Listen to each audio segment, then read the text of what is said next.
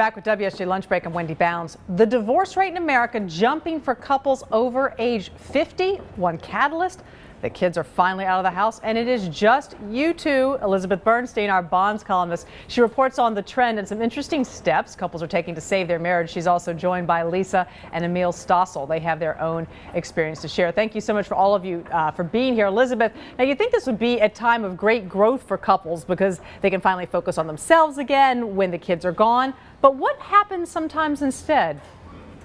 What happens is if they haven't really focused on each other and on their relationship for the last 10, 20 years,